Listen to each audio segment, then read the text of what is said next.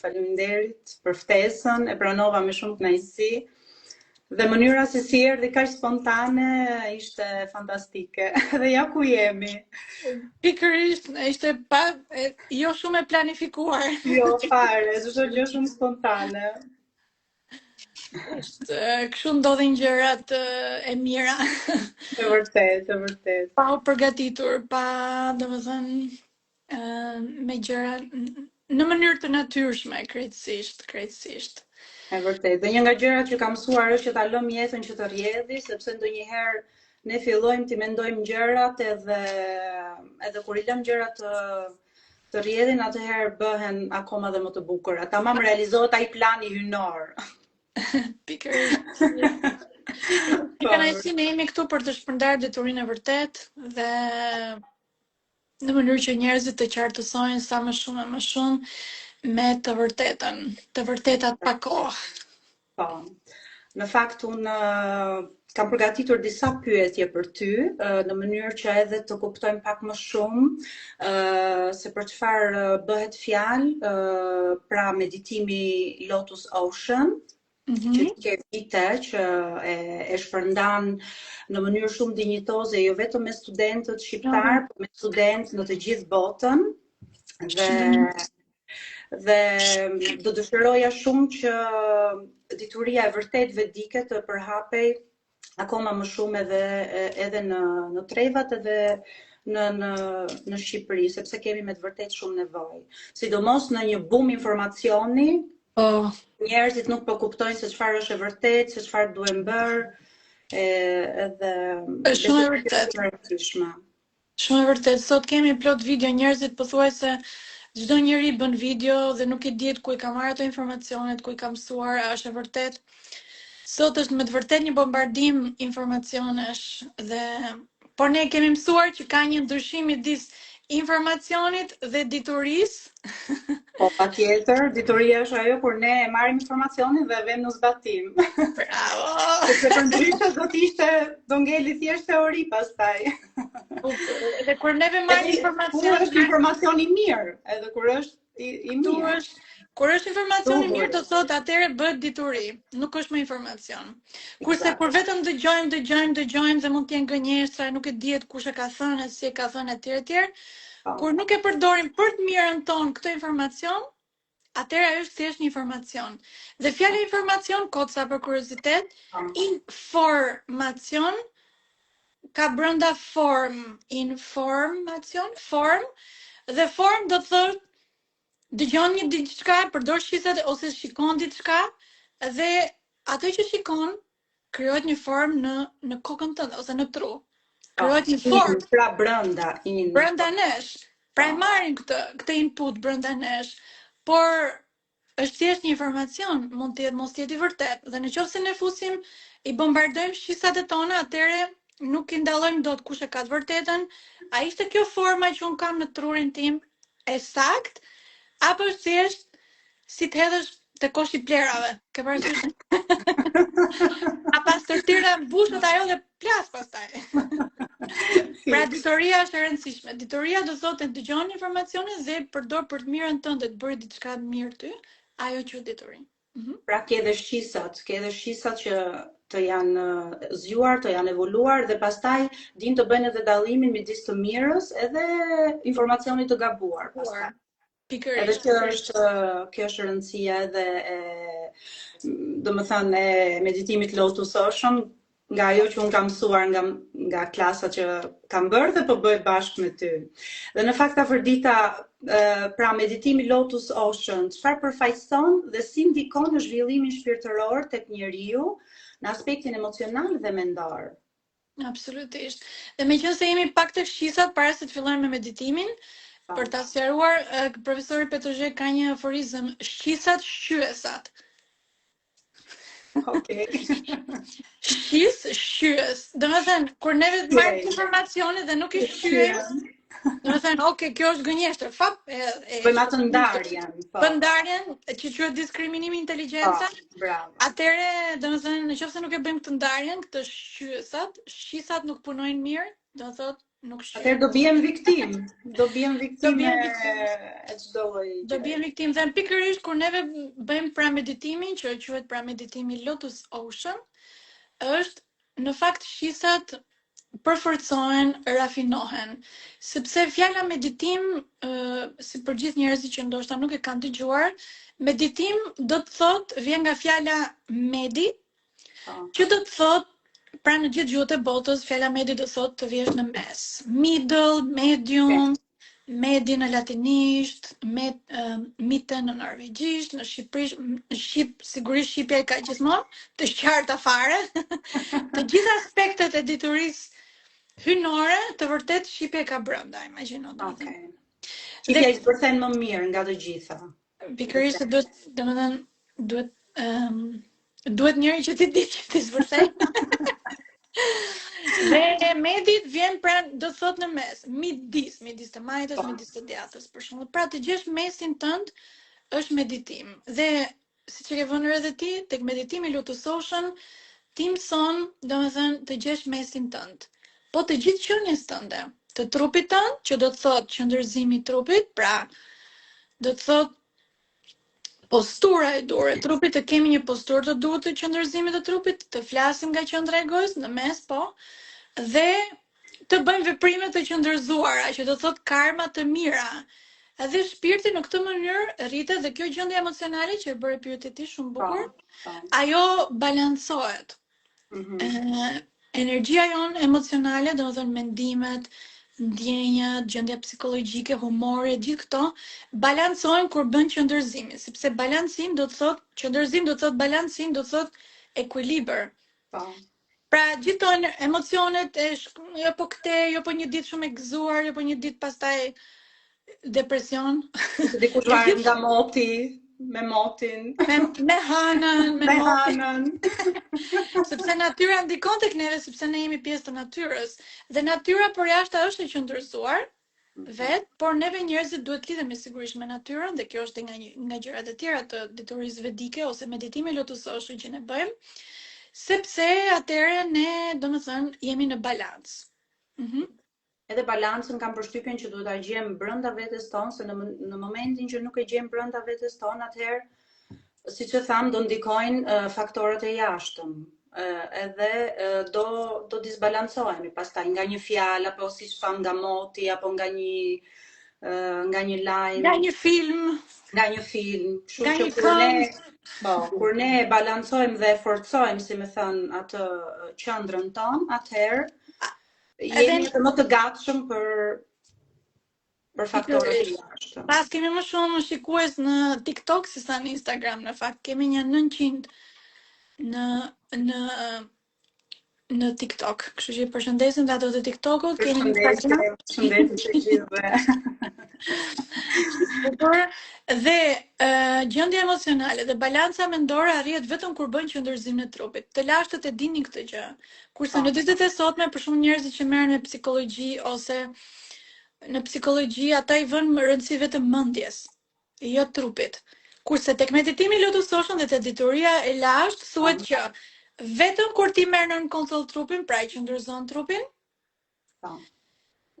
duke bërë posturën e dur dhe duke folur mantrat nga qendra e gojës, atëherë pastaj mendja jote balancohet. Pra, trupi fizik është shumë rëndësi, disiplina e trupit fizik, që sot as meditimet, as psikologjia nuk i vënë rëndësi fare. Le që se kanë diturin njerë të qëndërzimit, pastaj mendja balancohet, dhe atëherë ajo që është mbi mendjen, që quhet vetëdia, shpirti, gjendja shpirtërore, ajo përmirësohet dhe aktivizohet në fakt për mirë. Kështu është rregulli. Siç thot pra edhe guruja Prashanti, që e kam dëgjuar, në fillim ne duhet të marrim në dorë, duhet të zotërojmë trupin ton, sepse në momentin që zotërojmë trupin, atëherë mund të zotërojmë edhe mendjen. Jo siç bëjnë disa që mendojnë, domethënë të kontrollojnë mendjen, pastaj trupin, bëjnë të kundërtën. Pikërisht, sepse nuk e kanë atë rregullin hynor dhe janë të ndarë dhe nga natyra. Domethënë kur ndahemi nga natyra, ne humbasim dhe shqisat tona nuk shqyen budallalliqe, marrin dhe përfithin domethënë nuk inteligjenca zero. Dhe i bëjnë të tyre. Në fakt Afrodita thekson rëndësinë e të jetuarit në mënyrë vedike. Në çfarë konsiston kjo? Pra kjo mënyrë jetese dhe si mund ta zbatojmë atë në përditshmërinë tonë? Po pyetje shumë e mirë. Kur një student bëhet student lotusoshën, fillon automatikisht të bëhet vedik.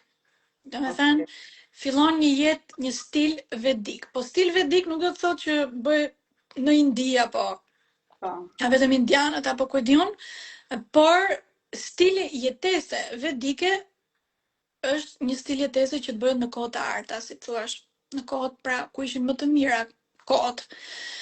Dhe stil jetese vedik, gjëja e parë apo jo që është shumë e rëndësishme është të paktën tokëzimin.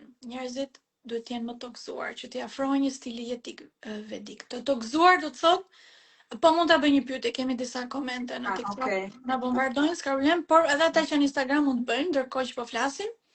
Tokëzimi do të thotë të rinë këmbëzbathur 5 minuta, 10 minuta. Edhe ajo i përket mënyrës së jetesës, sepse një borë ose ku diun, ata që janë Tiranë pak të liçenin, kanë pak të bëjnë pak tokëzim, të rinë këmbëzbathur, hiqini këpucët, çorapet. Të kenë kontakt me energjinë e tokës, pra. Të kenë kontakt me energjinë e tokës. Dhe ajo gjëja më minimale.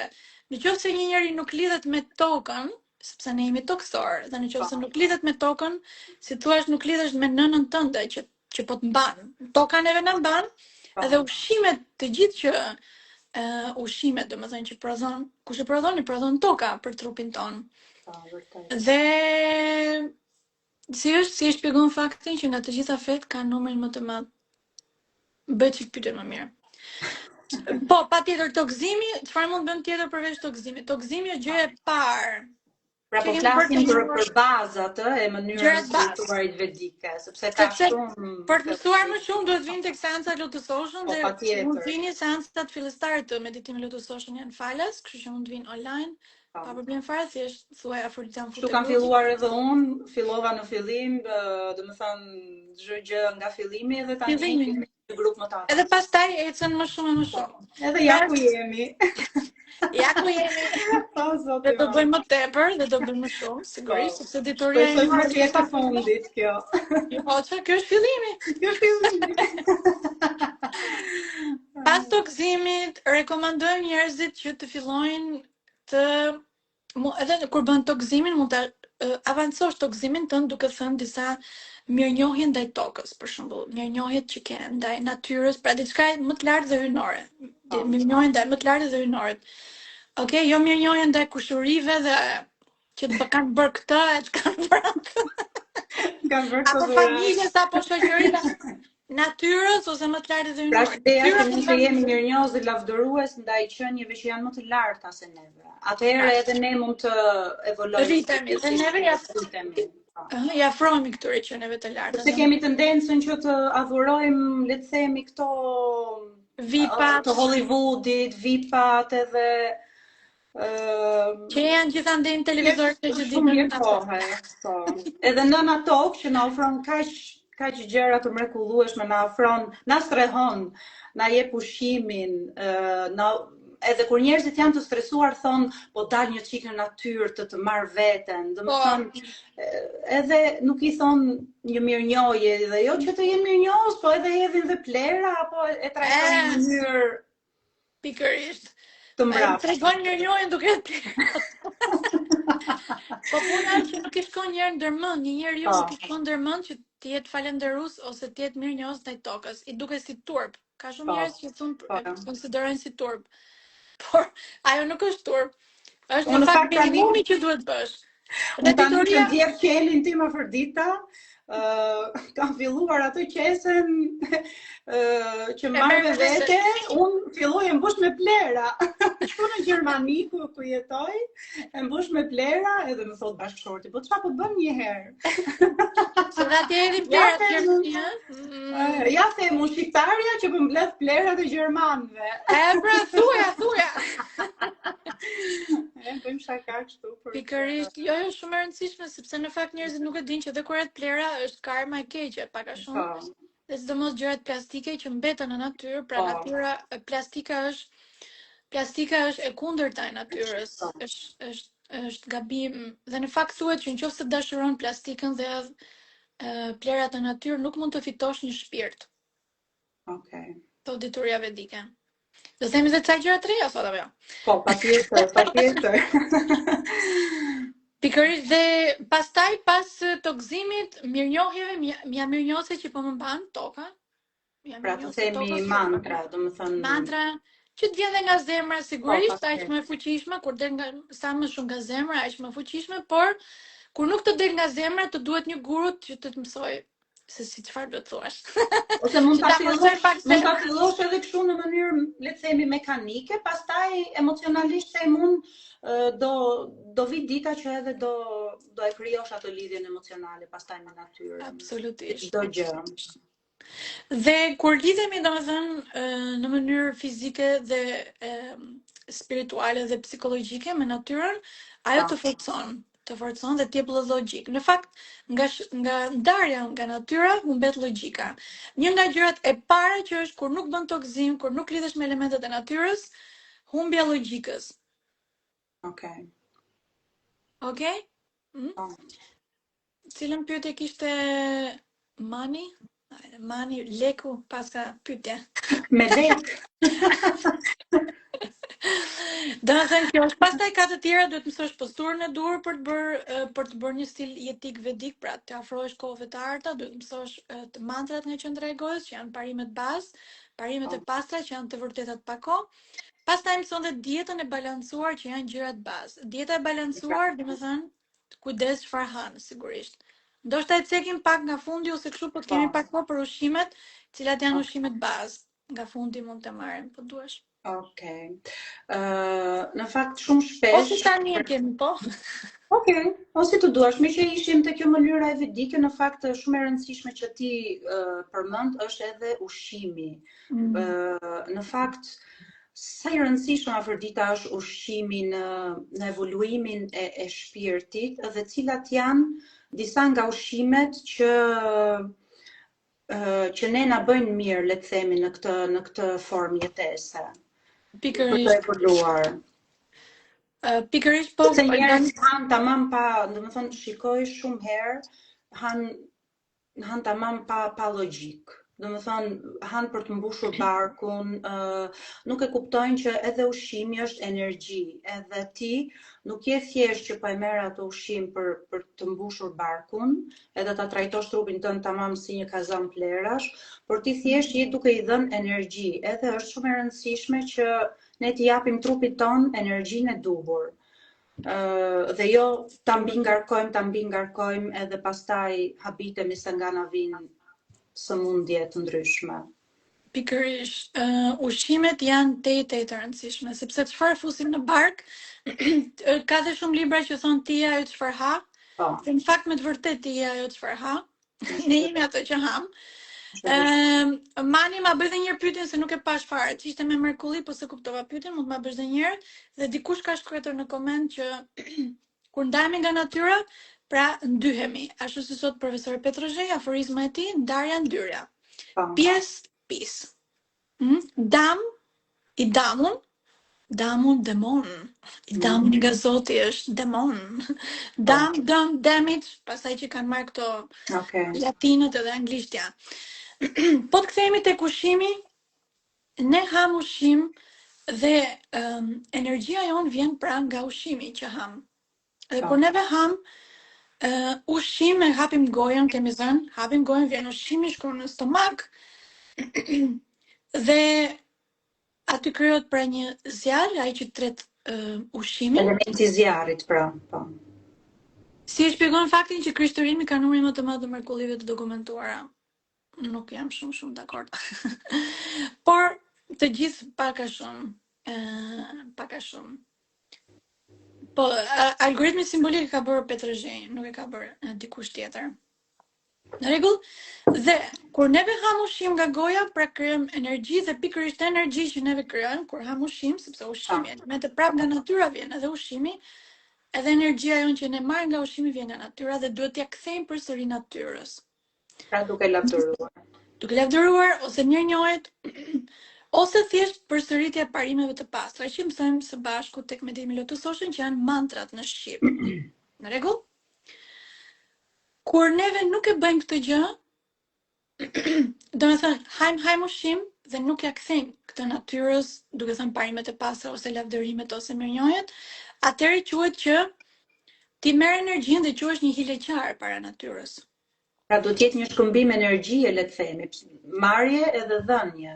Marrëdhënie, pikërisht Pra, marrëdhënie. Kur neve vetëm marrim, jemi si hajduta dhe në qoftë se merr, nuk e kthejmë kthejmë. disbalans brenda nesh Afrodita në trupin. Është një disbalans dhe në fakt të vjen, si thuaç, kjo disbalans ka pasoja dhe do ta paguash në një formë, ose ta paguash duke dhënë mirënjohjet, duke qenë për ulur ndaj natyrës, sepse natyra konsiderohet si qenie e lartë. Në qoftë se nuk e bën këtë gjë, vetëm merr, atëherë do ta kthesh në një formë, në një mënyrë tjetër, vuajtje, smundjet, probleme psikologjike, gjithë të gjërat. Ose digestive ndoshta. Tretja më keqe, po elementi zjarr bëhet më i bëhet më, domethënë, më keq, kështu që është e vërtet. Tani, në ditorin vedike, kur neve ham ushqim të balancuar, që mësojmë tek Meditimi Lotus Ocean, kemi një balancim i atë që mjekësia popullore Ayurveda, në fakt dhe mjekësia popullore shqiptare, e quajnë balancimi i vata, ajrit, pita, zjarrit dhe kapa, që është uji. Në qoftë se nuk i balancojmë këto elemente të natyrës brenda trupit ton, duke ngrënë ushqimet e dura, mos balanca pra sjell sigurisht probleme. Njerëzit mund të mësojnë që kemi kemi brenda trupit ton kanalin diellor dhe kanalin hënor. Ashtu siç kemi hënon dhe diellin përjashtë, kemi dhe diellin brenda. Për shembull, kanali hënor, mendimet, gjendje emocionale. Pra moon, mind.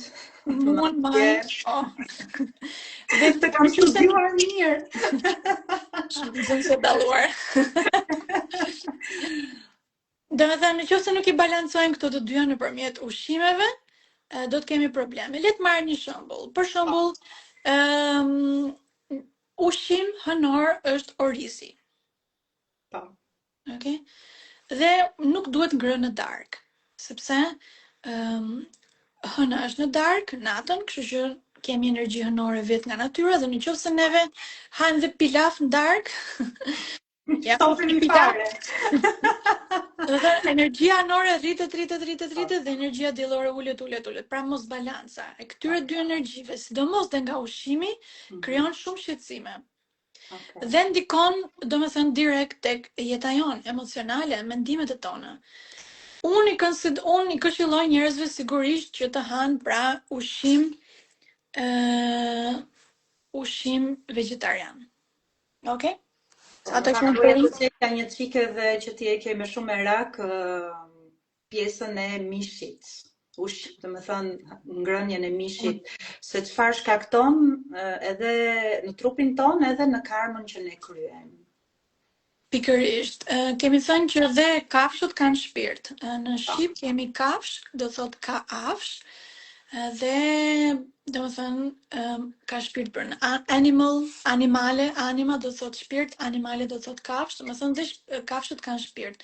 Pra therja e një qenie që ka brenda shpirt ose spirit ose frym është sigurisht mëkat, domethënë është karmë e keqe për njerëzit që e bëjnë dhe që hanë mishin e tyre. Dhe sidomos do të thoja pra për mishin e lopës. E ka karmën më të keqe mishi i lopës, sepse lopa, kemi thënë, konsiderohet si pjesë fraktale ose përfaqëson fraktale tokën. Dhe edhe një miniatur, le të themi. Një miniatur e tokës. Pra, sigurisht fjala toka në shqip do thotë kao, dhe shumica e kanë dëgjuar.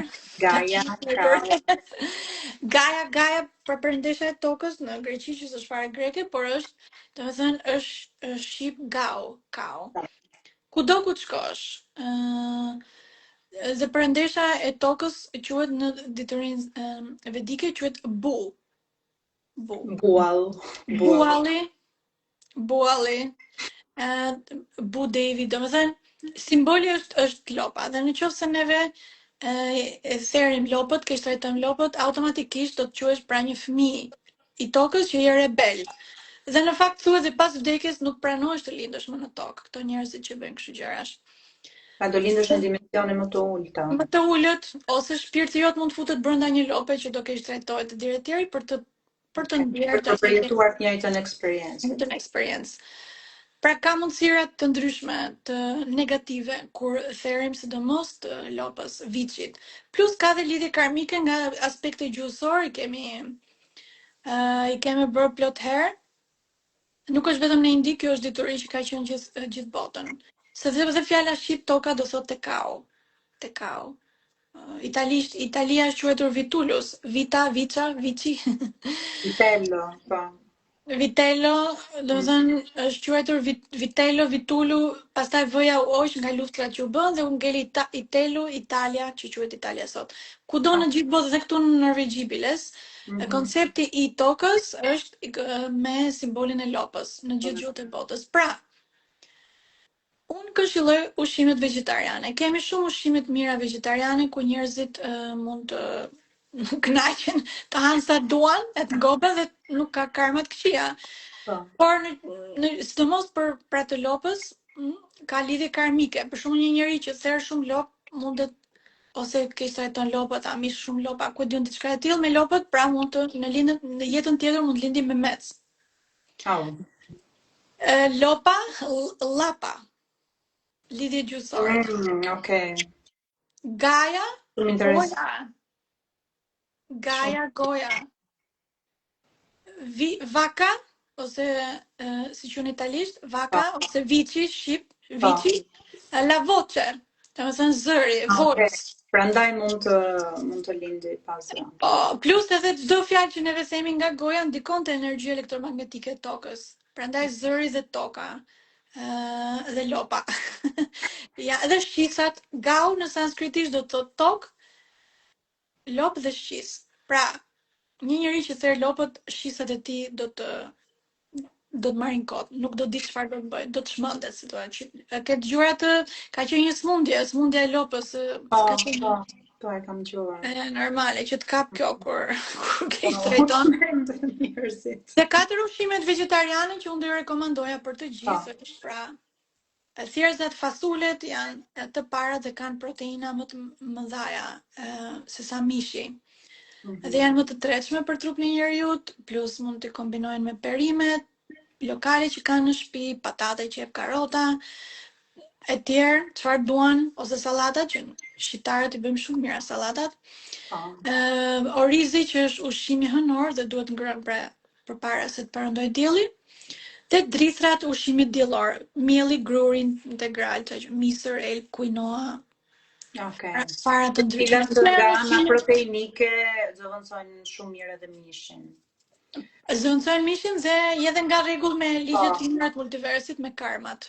Shumë mirë. Në fakt kjo afërdita, ngrënia e mishit, përveç se kryerjes karmike, është edhe një produkt që i ul shumë i rënd, pra shumë që i ul edhe vibracionet e shpirtit. Absolutisht, po. Një njeri që han shumë mish, pas vdekjes nuk mund të shkojë kurrë në parajs, ose do vi prap këtu në ciklin e lindjeve, vdekjeve, dhimbjeve, vuajtjeve, ose mund të shkojë edhe në një botë më të tulet se toka. Një njeri që han gjithë jetën mish dhe nuk dëshiron të ndryshojë. Okej, sepse siç thotë edhe Prashanti që kam dëgjuar, trupi është si harku, edhe shpirti duhet të jetë si shigjeta, që për të vajtur në dimensione më të larta. Nëse ti han ushqime shumë të rënda, atëherë ti nuk e ke ato shpejtësinë e duhur që të depërtosh. Domethënë shigjeta do kthehet mbrapa. Shigjeta do bie. Kështu që do bie dhe do vritet. Do thy kokë. Kështu që shumë e vërtet. Dhe pikërisht kjo që thua ti është shumë e bukur dhe njerëzit mund ta shikojnë tek libri Eposi i Pitit, ku ka thënë.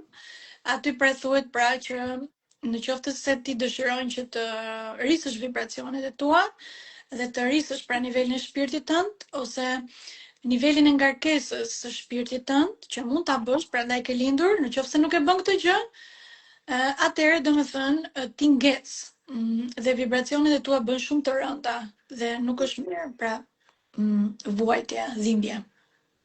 Vërtet, kështu që shqiptarët unë e di shumë mirë që e kanë qef shumë mishin, nuk e hanë gjellën pa mish.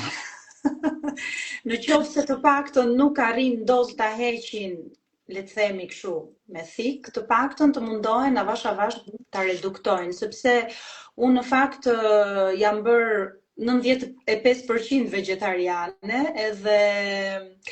edhe tani që e kam hequr pothuajse totalisht mishin, e shikoj që trupi im as nuk e kërkon më. Jo se kam qenë ndonjëherë ndonjë mish ngrënëse madhe, por vjen një moment që me tërmend trupi nuk ta kërkon më atë gjë. Pikërisht të vjen në mënyrë natyrale. Po, e vërtet. Pikërisht. Varet se si ti e mëson trupin. Në qoftë se mëson në një dietë të caktuar, atë dietë do kërkoj. Pikërisht, është shumë e vërtet. Dhe në qoftë se neve mësojmë trupin me budallalliqe dhe me gjërat, domethënë që nuk janë të mira për shpirtin. Po, siç e mësojnë disa me Coca-Cola, apo gjëra që krijojnë pas varësi nga sheqeri, e njëjta gjë është edhe kush ka varësi nga mishi apo nga diçka tjetër jo e shëndetshme. Është shumë e vërtetë. Se truri i njeriu fatkeqësisht ka tendencën të bie në varësira jo të shëndetshme. Edhe duhet të mundohemi që të krijojmë zakone sa më të mira për veten tonë në mënyrë që të zhvillohemi sa më shumë. Është shumë e vërtetë. Po mishin e zogut po na pyesin.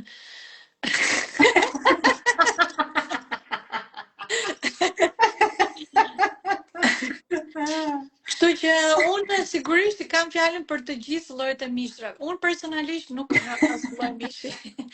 As të zogut, as pulës, as tigrit, as të sigurisht të lopës dhe viçit, domethënë as që bëhet llaf. Po në Shqip mbahet si mishi më i mirë i viçit edhe i kecit apo jo, fatkeqësisht. Por edhe me dhia apo jo, dhia dheu, mëmëdheu, mamadhia, mëmëdheu, është një në fjalë në fakt. Ose lamp, i thonë anglisht, lamp, qingjit, land, ose lamp, që lidhet me ndriçimin e diellit. Pra, këto janë, nuk mund, domethënë, ngrënia e mishit nuk rekomandohen të asnjërit, sigurisht, por edhe njerëzit që e hanë shumë dhe duan që të përmirësojnë shpirtin e tyre, nuk duan vuajtje, nuk duan atak zemre kur plaken, nuk duan të vuajnë, qoftë edhe gjatë dek, njerëzit që janë shumë mik kur vdesin me zi del shpirti, kanë probleme. Ka shumë vuajtje domethënë që njerëzit nuk e dinë, mendojnë se është ama mish. Po ka karma. Madje edhe ata njerëzit që dashurojnë mishin, që domethënë po. Ato domethënë sipas detyrisë vedike thuhet se shkojnë në një botë ferre që quhet Narak, N-A-R-A-K. Domethënë aty të jepet një mësim i mirë fare që ti po të vish pas të rilindësh, pasi ke vuajtur atje një domethënë mira vite, jo nuk është 100 vjet si në tokë, është koha është ndryshe atje. Atëherë ti nuk dëshiron më nuk do hash më mish. Prandaj ka kalamajt që lindin kur janë të vegjël nuk duan ta hajnë mishin. Okej. Shumica e kalamajve. Në fakt goca ime që tani është gja vegetariane, ajo nuk e konsumon më fare mishin. E shikon? Domethënë e kanë mësuar, domethënë pa edhe ka që vjen vet, domethënë nuk duan ta ose kanë mësuar nga dikush tjetër ose kanë përjetuar vet atë mësim. Domethënë e di si dituri, pra e kanë mësuar. Është gjë shumë pozitive që të lë mishin në fakt, sepse dhe vibracionet tona rriten, e bën gjumin rahat dhe karmat nuk i ke aq të rënda. Bukur? Kjo ishte për ushqimin? Po. Në fakt unë doja të bëja një pyetje rreth konceptit të Matrixit, sepse shumë shpesh e përdorim konceptin e Matrixit. Çfarë është Matrixi dhe si mund të lirohemi prej ndikimeve të tij? Pyetje shumë e mirë. Matrixi, në fakt nuk kam sqaruar më përpara më duket, ose në ndonjë video të shkurtër timen, mund të. E kem sqaruar, por fjala Matrix vetë si fjalë do të thot matria dhe X. Ose X. X është për shembull kur shkon në një hartë të vë një X. Kam qenë te ky vendi, te kjo si shenjë. Ke parasysh? Pra tregon një vend ose një energji vendi. Një energji, një fushë energjie do të ishte më sakta. X-i. Kurse matria do thot mother ose në motor, meter. Që ka shqip mother në anglisht apo jo? Pra, matriksi i parë natyral është natyra, bota ku jetojmë, që është e krijuar nga hyjnorja, okay? Origjinali. Është manifestimi i hyjnis, po. Është origjinalja. Tani, mbi këtë matriks që është origjinal, është krijuar një matriks tjetër, si thot, do të thënë mbi këtë, okay? Që quhet burgu matriksor, që është krijuar nga disa qenie që nuk duan që njerëzit që jetojnë në tokë të evolojnë. Domethënë duan që ato të jenë si sklever, duan që të jenë të manipulojnë kollajet, që të hanë mish shumë, të ulin vibracionet, mos kenë dituri, që dhe pas vdekjes të vinë prap këtu. Domethënë që të kemi prap sklever. Okay? Pra ky matriks që është ndërtuar nga këto qenie, domethënë jo që nuk i duan mirë njerëzimit, ai nuk është mirë të ngecim në të. Shumica kanë ngecur në të. Okay. Fatkeqësisht, kurse njerëzit që fillojnë të rrisin vibracionet dhe të dalin, pra çlirimi nga matriksi ose dalja nga burgu matriksor, duhet bësh disa veprime të dhura për të fituar një energji, pra që të bëj si kjo shigjeta, për të dalë nga ky matriksi. Jo fraktal, që nuk është natyror, është nuk është nga hynia, nuk është. Sepse ky matriksi që jemi në burgu matriksor, këtu thyen ligjet hyjnore të multiversit, nuk është pjesë e hyjnores. Është një eksperiment kundra hyjnores në fakt. Dhe shikojmë me luftrat, me çdo gjë që po ndodh në botë. Pikërisht, dhe duhet të dalim nga kjo. Dhe është e mundur për të dalë. Dhe vetmja zgjidhje për këtë është të bësh një jetë stili vedik. Okej. Gjithmonë aty rrotullohet. Aty rrotullohet sepse pa bërë gjërat bazë. Si thotë ajo, tutte le strade ti portano a Roma, gjithë rrugët në Rom do të çojnë. Atje do të çojnë sepse vetëm një zgjidhje ka. Qëndërzimi i trupit, rritja e vibracioneve, ngrënia e ushqimeve të dur, tregoj universit që ti e meriton të dalësh. Flit fjalët e dhura, dëgjoj gjërat e dhura, mos i përdor shqisat e tua me budallalliqe, me gjërat pa nevojshme, me Big Brother, me kështu e me gjërat që të duan. Dëgjoj gjërat që të duan dhe që ti të mësosh, pra të mësosh dituri. Sepse ke energji ti je në tokë, ke këtë trup, duhet të dish të marrësh në kontroll trupin tënd. Nëse nuk merr në kontroll trupin tënd, mendjen tënde nuk mund ta marrësh në kontroll, do thotë do kryesh veprime kohën kohë, do të kryesh pra karma negative që do thotë shpirti jot ulet. Dhe kjo nuk është qëllimi i njerëzit. Qëllimi i njerëzit është që të evolojë. Në rregull? Pra sigurisht si bëhet dalja nga matriksi, duhet kryesh veprime, sepse çdo veprim që ti kryen ndikon te ADN-ja jote, ndikon te ngarkesa jote e shpirtit. Dhe për këtë pra nevojë ka shumë rëndësi se si e përdor trupin. Trupi fizik. Dhe shumë meditime ose njerëz spiritual, me demek spiritual, nuk i vën fare rëndësi trupit.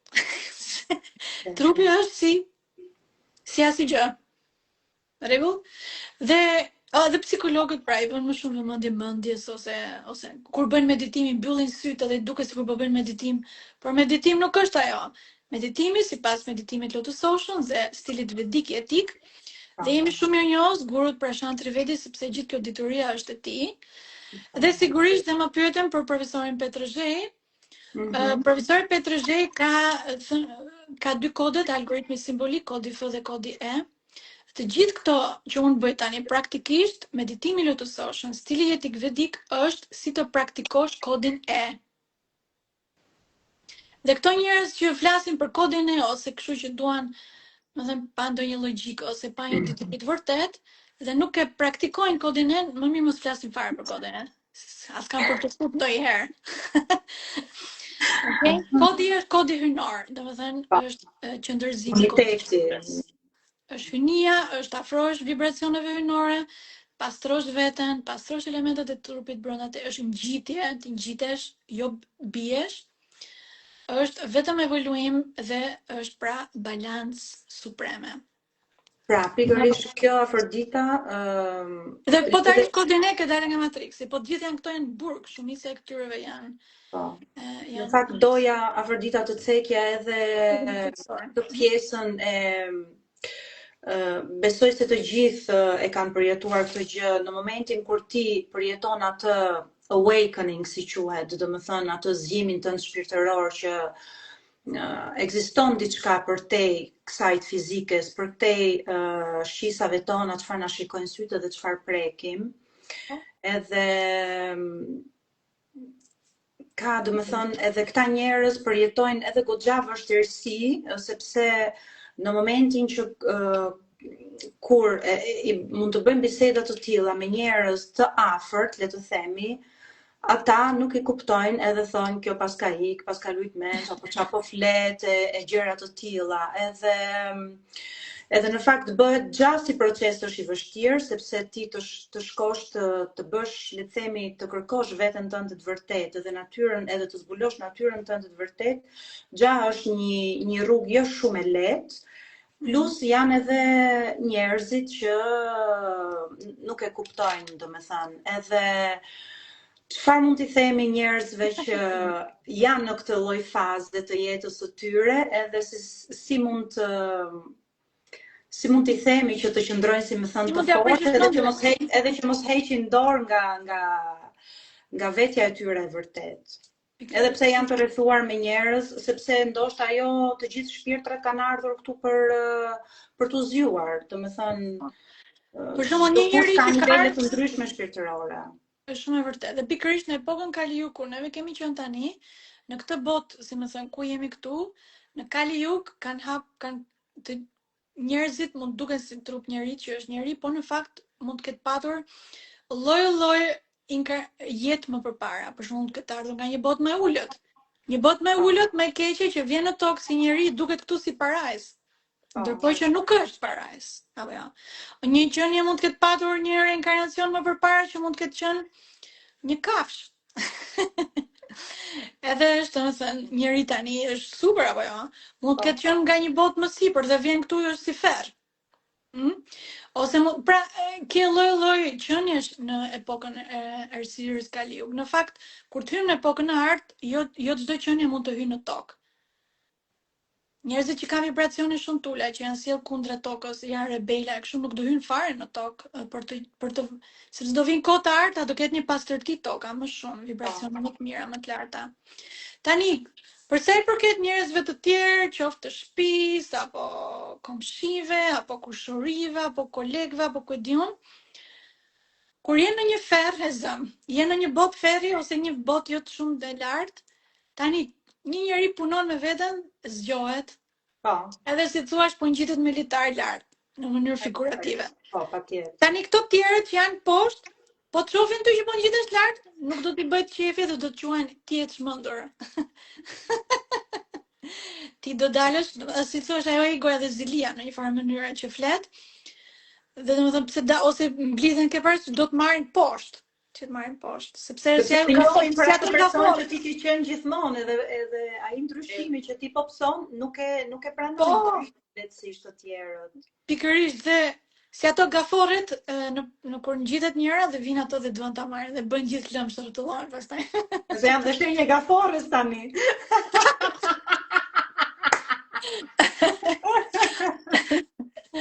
Edhe domethënë, por sido që të jetë. Edhe njerëzit që nuk janë gati për të dalë nga ferri, për të zgjuar dhe për të shkuar në vibracione më të mira, sepse janë për tas dhe nuk janë bëjë veprimet e dura që duhet, ose që universi pret për tyre. Prap, kur ti bën gjën e dur vet, kur një njeri zgjohet, edhe është midis njerëzve që nuk janë të zgjuar, atëherë ti thjesht vazhdo atë që e ndjen që është sakt. Vazhdo, sido që ti do ndikosh për mirë tek ato të tjerët. Edhe pse mund të thonë për shkak ti je çmendur ose ti bën këto ose ti nuk e di çfarë po bën etj, do t'i ngacmoj. Se janë to budalliqe. Se janë këto, por kur ti vazhdon në mënyrë të qëndrueshme dhe vazhdueshme, del domethënë super fitimtare. Në fakt i bën der dhe atyreve. Të tjerëve, sepse thonë që ua shikoj bë më mirë, domethënë e shikojnë atë përmirësimin. E shikojnë përmirësimin dhe normale, ndonjë nuk e thonë, sepse i del vetja, domethënë që Patjetër, egoja bën punën e saj. por me kalimin e kohës do të bëhen si ty, sepse nuk ka rrugë tjetër. Është vetëm një Bëhesh mënyrë. një lloj rol modeli, le të themi, edhe Ti për të bëhesh tjerë. rol modeli, bravo. Po, Bravo. e Bëhesh vërtet. rol modeli, edhe pse më thonë që kështu në fillim, edhe rolet model kur dalin heronjtë e këto, në fillim Po. i shajnë apo jo. Të gjithë me guri gjuajnë. Pastaj bëhet hero. Domethënë Po. qëndrueshmëria e veprimeve të duhura për një kohë të gjatë, atëherë me të vërtetë je një rol model. Je një hero. Prandaj Për vendin ku je dhe për vibracionet që ke. Dhe njerëzit që nuk janë gati fare dhe që as domethënë i bezdis kur shkon edhe i tregon ndonjë të vërtet, i domethënë bezdisen atëherë aty mos i fol fare. Jo, më mirë. Nuk i ka ardhur pjekja akoma, domethënë nuk janë të zgjuar, janë akoma në gjumë. Duhet të kenë disa më shumë përjetime, më shumë dhimbje, Janë akoma në ego. Smundje. Atëre do t'i ulet egoja ose do fillojnë të dinë. Të paktën të thonë unë nuk di dhe dua të mësoj. Po, të kem për ulje. Në vërtet. Për ulje ndaj diçka të vërtet apo jo. Se kur i përdor fjalën për ulje, ka ca këtu në Norvegji, përdorish fjalën për ulje? Po. Me shkelma nxjerrim nga poshtë. Sepse i duket vetja sikur, domethënë, sikur janë shumë të lartë ose diçka e tillë. Okay. Dhe kanë probleme me termën. Mbajnë veten superior si rac, le të themi, prandaj. Po, pra kështu i duket vetja, po. Të kur natyra gjithmonë e tregon që është superiore ndaj njerëzit. Natyra e tregon apo jo me shkatrimet natyrore apo me gjërat që ndodhin në natyrë e tregon kush është më i fortë. Dhe pastaj njerëzit kur ndodh një tërmet ose diçka thonë, o Zot, ose fillojnë domethënë. I vjen aty pastaj e kuptojnë me tërmend ato fuqinë që ka natyra. Me tërmend, edhe me tërmend jemi asgjë. Si është strukemi aty si kur e din që nuk je përpara atëherë fillon për ulja, domethënë ta detyron natyra, por ne nuk kemi nevojë të vim deri në atë moment apo jo. Më mirë është që të vim edhe të përgjegjësohemi më përpara. Përgjegjësohemi përpara dhe të rrisësh vibracionet. Dhe pikërisht këtë mundësi ta jep natyra, të jep ushqim, të jep tokën, të jep këtë mundësi që të evoluosh. Por natyra mund ta marrë këtë mundësi sa herë të doje, për 2 minuta. Apo jo. Varet se si sillesh ti çfarë fëmijë do jesh. Mi keq i natyrës apo rebel apo çon gocën mirë. Fix. Në fakt, unë kisha pyetjen për të bërë se cili është qëllimi i ardhjes së shpirtit këtu në tokë, por pak a shumë e cekëm që është evolimi. Evolimi. Çdo njeri ka ardhur që të evolojë. Nëse nuk evolon, nuk e plotëson detyrën që ka, atëherë domethënë nuk do ndihet mirë. Depresioni, këto gjërat janë shenja, depresioni ose jo të ndjerit mirë, probleme psikologjike janë shenja që tregojnë që nuk po bën detyrën që të ka ardhur në tokë. Dhe detyra sipas detyrisë vedike quhet dharma ose dharma, ke dëgjuar? Po, e kam dëgjuar. Është ai progresi që ti bën pas të 40-tave zakonisht, domethënë. Jo, dharma quhet detyra. Detyra që ti ke. Detyra, okay, po. Për shembull, detyra sigurisht e gjithëve, po ta marrim gjithë njerëzve është evoluimi. Po. Por disa njerëz kanë detyra për shembull, kanë disa pikë nga jetët e kaluara dhe kanë për të bërë vetëm disa detyra të tjera që të mbushin pikët për të shkuar në një botë më të lartë për shembull. Por dharma do të thotë dharma e gjithë secilit është evoluimi, por është gjithashtu dhe sjellja. Të mësosh se si të sillesh, qoftë me njerëz me qenie të ulta, qoftë me njerëz ose me qenie të larta, qoftë me natyrën. Quhet dharma universale. Kjo është, në fakt se ka përmendur më përpara, quhet sjellja e dur universale. Domethënë kudo në çdo botë që ti jesh, edhe njerëzit që janë në parajs ose qeniet që janë në parajs, dhe ata duhet të kenë një sjellje të dur ndaj më të lartit të tyre, apo jo? Edhe ata nëse e thyen këtë sjellje, bien poshtë pas. Bien në tokë për shembull. Kështu që do të kemi një qendër më ferri për ata, apo jo? Kështu që domethënë kjo është pak a shumë për këtë sjellje dur, domethënë me çdo njeri është dharma. Dhe sigurisht kur neve nuk sillemi mirë me qenet e larta, është një karmë shumë e keqe që mund ta vuajmë jo në një jetë, por në shumë jetë. Pikërisht. Në fakt si mund ta bëjmë dallimin Afrodita midis një qenie të ulët edhe një qenie të lartë? Po, një qenie ulët në përgjithësi është një qenie më ulët se sa ty është një qenie kur e ndjen praninë e tij që sikur po ti merr energjitë. Okej, që të bën të ndihesh mirë ndoshta. Të bën të ndjesia intuita të Po, thotë. intuita. Kjo, pastaj e dyta është një qenie që është, më thënë, e shikon që nuk është mirë, ka probleme gjithmonë, krahasim me ty, nuk është si ty, është më ulët, ka vibracionet më të ulta. Okej. Por një qenie që është e lartë, më e lartë se sa ty, do të thotë një qenie që ka më shumë inteligjencë, ka më shumë dituri, ka më shumë fuqi dhe ka për ta dalluar tamam, se nuk është se ka qenie të larta këtu. Shumë. Një qenie lartë vi këtu në tokë është e rrezikshme.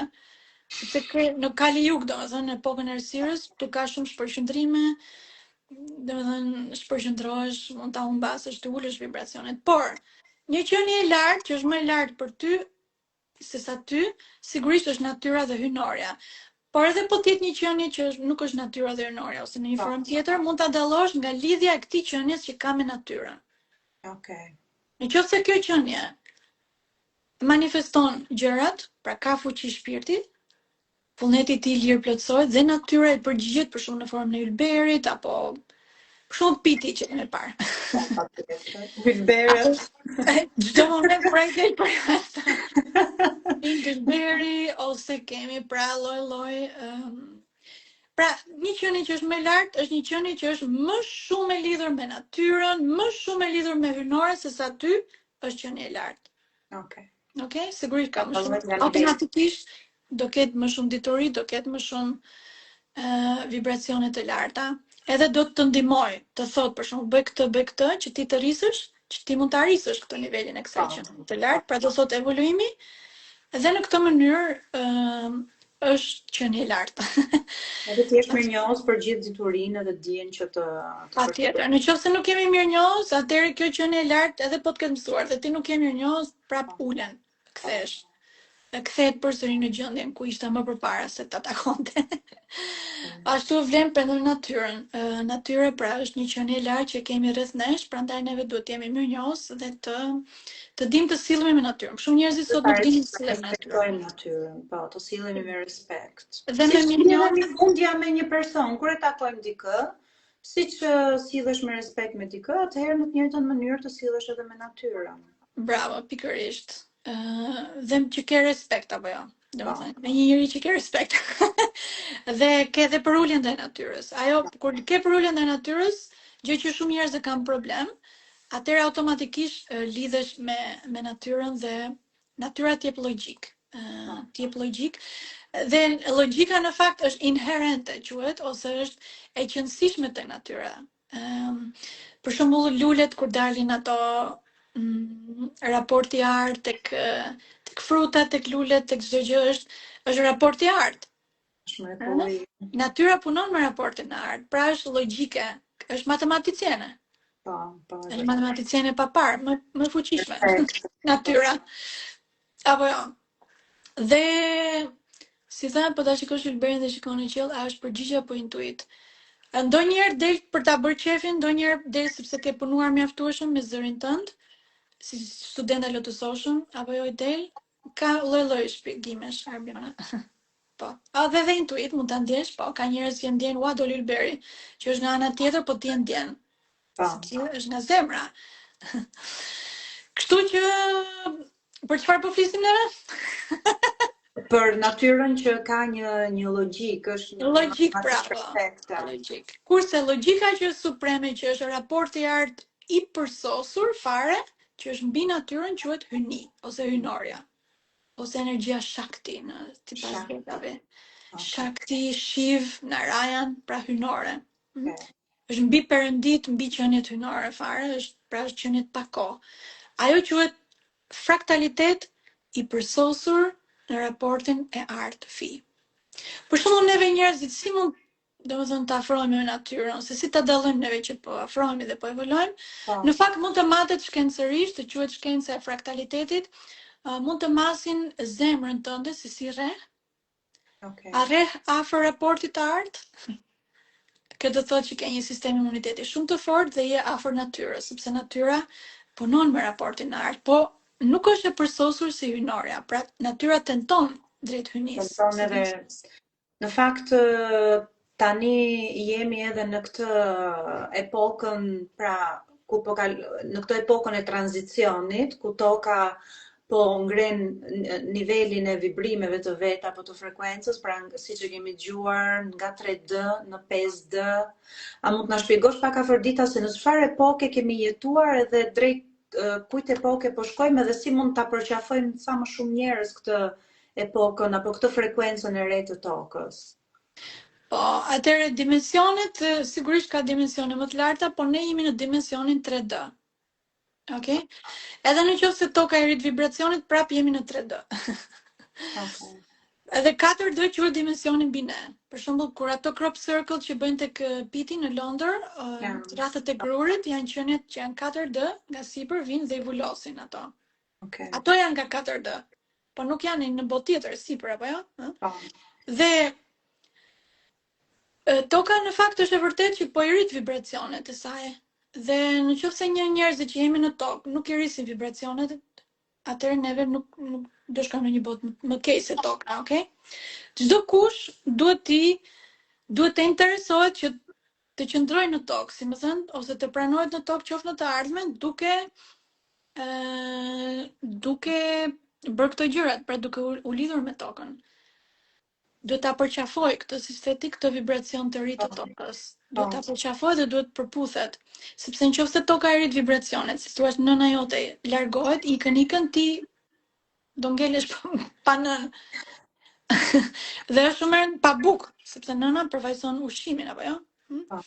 Dhe në këtë mënyrë, domethënë, okay, se u mbyll kjo në TikTok, s'është problem, kurse si ti përputhemi, duhet patjetër të tregojmë mirënjohje, duhet bëjmë qendërzimin, të mësojmë çfarë është qendërzimi, çfarë janë këto parimet e pastra që janë të vërteta në gjitha kohrat, që të më themi me zë dhe kështu të rrisin vibracionet e tona, sepse është shumë e kollajshme për të rritur vibracionet në fakt. Është shumë e thjeshtë. Qendërzimin gjithë mund ta bëjnë dhe mund mësojnë mantrat për disa nga qendra e kohës. Është vërtet. Shumë bukur. Në fakt meditimi Lotus Ocean thekson shumë rëndësinë e zërit. Pra, në fakt, në përditshmërinë tonë ne flasim në mënyrë të pandërgjeshme, flasim gjëra negative, ankohemi, tërkohem për shembull. Edhe në fakt, sa i rëndësishëm është zëri ynë, edhe sa të kujdesshëm duhet të jemi ne, apo duhet të tregojmë në gjërat që themi, Afrodita? Në fakt duhet të jemi të kujdesshëm, sepse edhe kur neve flasim, qoftë gjëra të rëndësishme ose të pa rëndësishme, ne krijojmë karma. E folur është një veprim që ne bëjmë, pra siç kemi thënë, toka është planeti i krymjeve, edhe e folura është një nga veprimet që ne bëjmë gjatë ditës tonë. Pikërisht. Dhe karma do të thotë është një veprim, por çdo veprim ka një pasojë. Dhe zëri ka pasoja kur flasim, po imagjino sa për ditë neve flasim dhe çfarë themi, lloj gjërash. Dhe njerëzit dhe thon pastaj njerëzit pse vuajmë, pse mua më ra kështu, pse kështu. Po mendoj një herë çfarë fjalësh i thua. Dhe okay, nuk e din këtë dituri dhe nuk ka problem, por mund të thuash që unë nuk e di dhe dua të mësoj këtë. Pra, cilat janë ato fjalët e shenjta, si thua që ti të thuash nga qendra e kohës që mund të djegësh gjithë ato karmat e këqija që kemi, sepse në fakt zëri po të qendërzohet. Dhe po të thuash fjalët e dura, pra parimet e pastra, mantrat në shqip për shembull, ti djeg këto karmat e këqija dhe automatikisht i rrit vibracionet e tua. Që bëhet qendërzimi meditimi Lotus Ocean apo jo. Atëherë, kjo është mënyra e vetme. Nëse jo, atëherë ti po e harxhon, sepse të flasësh është energji apo jo. Dhe energjinë që e mora nga ushqimi, nga natyra, të paktën të thuash të vërtetat pa kohë, të paktën 15 minuta në mëngjes apo 15 minuta në darkë, t'ia dedikosh kësaj gjëje për veten tënde është shumë e mirë. Nëse nuk bën as këtë, tani momente që dituria vërtet, si thua, po del gjithandej dhe mund ta mësosh të falas, do të thotë që ti, domethënë, nuk dëshiron të mësosh të vërtetë dhe po harxhon zërin tënd kot, kur nuk themi gjërat mantrat. Në fakt harxojmë kohën kot. Harxojmë energji. Shumë gjëra gjatë ditës, saqë përtojmë apo nuk e kushtojmë rëndësi 10 minuta në ditë apo çerekore për për të thënë këto të vërteta hynore dhe për të rritur vibrimet brenda nesh. Pikërisht. Prandaj është mirë koha që njerëzit të zgjohen dhe të vetë diësohen në mënyrë që të fillojnë të mësojnë për cilat janë këto gjërat e thjeshta që ne mësojmë dhe tek meditimi lotusoshëm se si të rrisin vibracionet e tyre, sepse zërin e kanë të gjithë. Po, e vërtet. Dhe ajo që është shumë e rëndësishme tek libri i Pitit, tek eposi që bëjmë dhe mantra, aty thuhet që diksioni i dur është ilaçi më i mirë për çdo, sigurisht karmat që do të digin, por edhe smundjet ose shqetësimet e gjërat që kemi edhe tani. Okej. Çdo kush, nëse mëson diksionin e dur, pra të folur nga qendra e gojës, ajo heq të gjithë varësitë dhe është shëruese, rrit sistemin e imunitetit dhe është pra vetëm përmirësim. Edhe për gjendjen nëse nuk është e mirë për tani, sepse veprimet e tanishme janë më të mirat, më të fortat. Po, sepse shumë në fakt le të themi bien ose demoralizohen sepse kanë një gjendje të caktuar edhe i duket sikur ajo gjendje nuk do ndryshojë më, por që në fakt edhe mbajnë mendjen tek e shkuar apo se çfarë ka ikur. Por ndërkohë që e tashmja është pra fuqia, ne nëpërmjet të tashmës kemi mundësinë që të ndryshojmë karmat tona të shkuarës edhe të përmirësojmë të ardhmen tonë, apo jo? Bukur, shumë bukur, kështu flasin studentët e dalluara.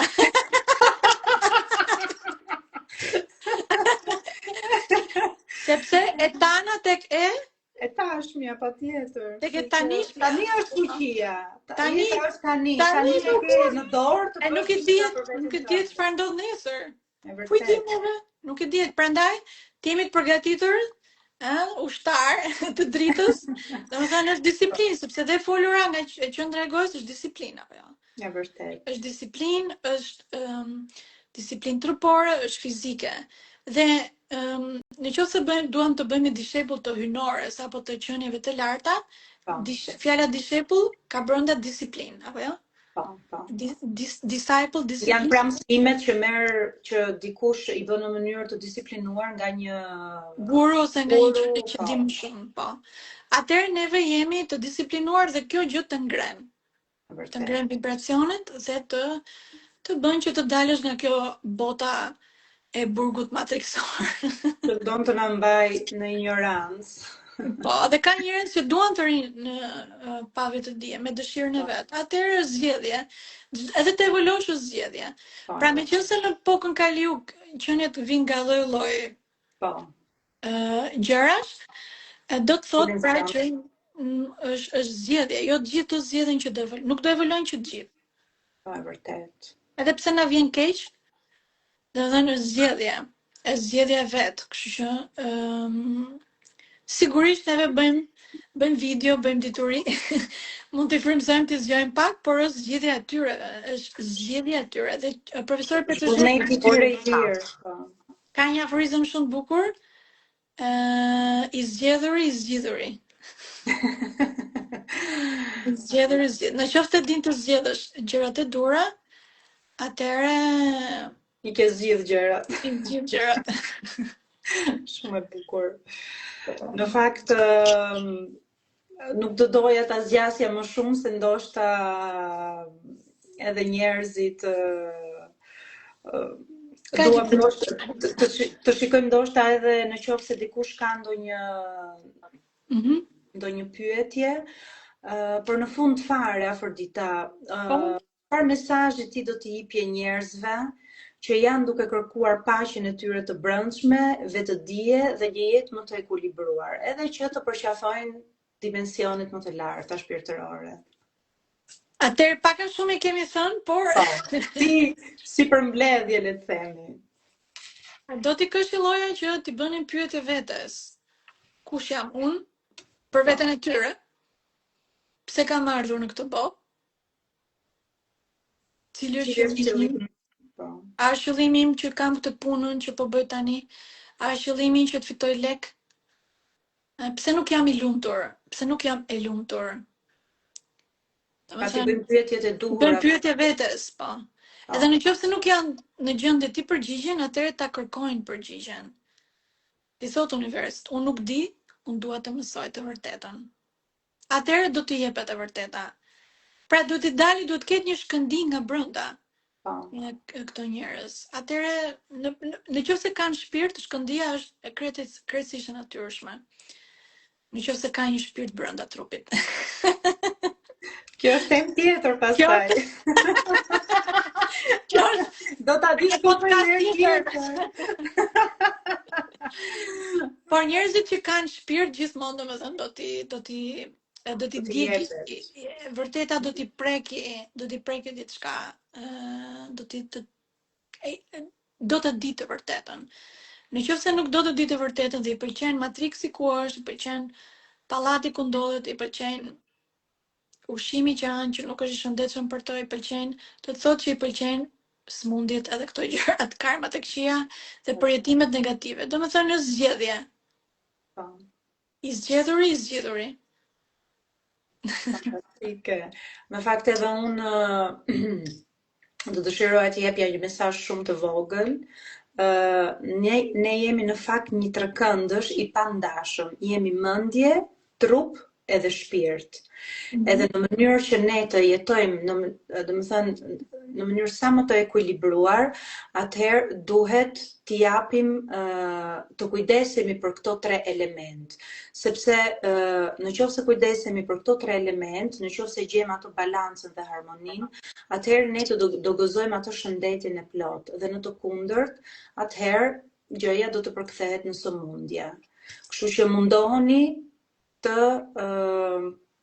t'i kushtoni përmendje të tyre tre elementëve që janë shumë të rëndësishëm: mendje, trup edhe shpirt. Pikërisht, shumë bukur sepse ajo përbën qenien. Dhe qenia është gjithmonë do ta ketë me vete. Qoftë në këtë botë, në botët e tjera do të ketë përsëri veten, pra shpirtin ose frymën, do të ketë një lloj mendje, nuk e di çfarë mendje do ketë, por do ketë edhe një trup. Dhe për herë do të jetë qenie. Pra unë jam një qenie, është një mantra që fillojmë gjithmonë tek seancat fillestare.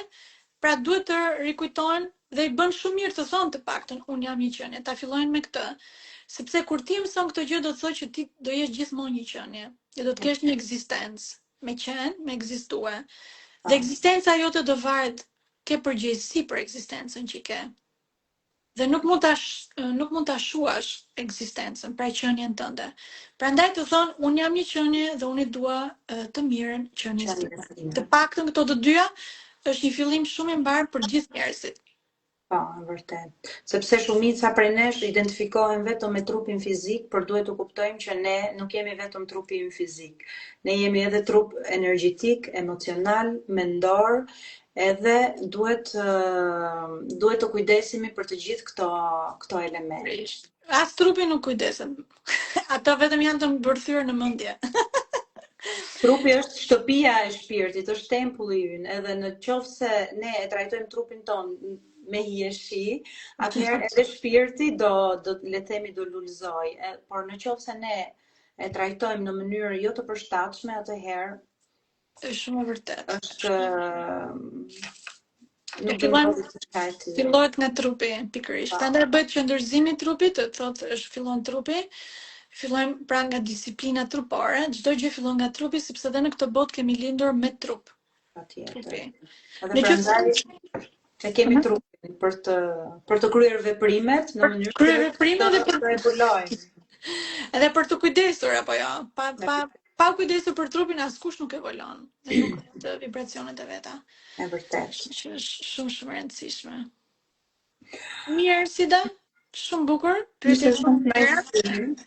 Faleminderit ty për gjitha përgjigjet. Kënaqësi dhe për mua. Shpresoj që njerëzit të kenë marrë sa më shumë qartësi. Absolutisht, edhe nëse se kanë marrë do ta marrin. Do të kem treguar. Pasi që tham kush do kërkojnë, do gjejnë. Ata që do kërkojnë tani do t'i jepet. Po, ato që do kërkojnë. Do të njihni të vërtetën dhe vërteta do t'ju bëjë juve të lirë, thot Krishti në Bibël, që kanë mbjellur dhe krishterët nga gnosticizmi, por ata që duan të dinë të vërtetën do të jenë të lirë nga burgu. E vërtet. Riksore. Shumë mirë. Atëherë përqafojmë edhe këto që na kanë ndjekur deri tani. Okej, shumë faleminderit që ishit me ne. Faleminderit. Shumë ishte një kënaqësi. Afërdita. Shumë mirë. Mos jetë kjo e para dhe e fundit, po të kemi dhe live të tjera. Jo, do të Knaqja tjera. shumë. Ishte live im i parë dhe u kënaqem Sa më shumë live edhe të tjera. Mendova se do ndjeja shumë emocione dhe Ti je me gurën tënd të jetë. Por që është me siguri energjia jote që mua më bëri të ndjesha shumë rehat, sinqerisht. Jo, je ti vet. Faleminderit, shumë faleminderit. Kështu që është kënaqësi të bëjmë përsëri së bashku në të ardhmen. Shumë kënaqësi. Shohim dhe si reagojnë njerëzit dhe nëse të bëjnë të pyetje dhe tjera mund t'i përmbledhim në një herë. Patjetër, gjithashtu edhe unë do them edhe përmirësimet apo eksperiencën time personale. Absolutisht shumë mirë. Është shumë kënaqësi. Kalofshi bukur Shqipnarajan. Shqipnarajan. Shqipnarajan.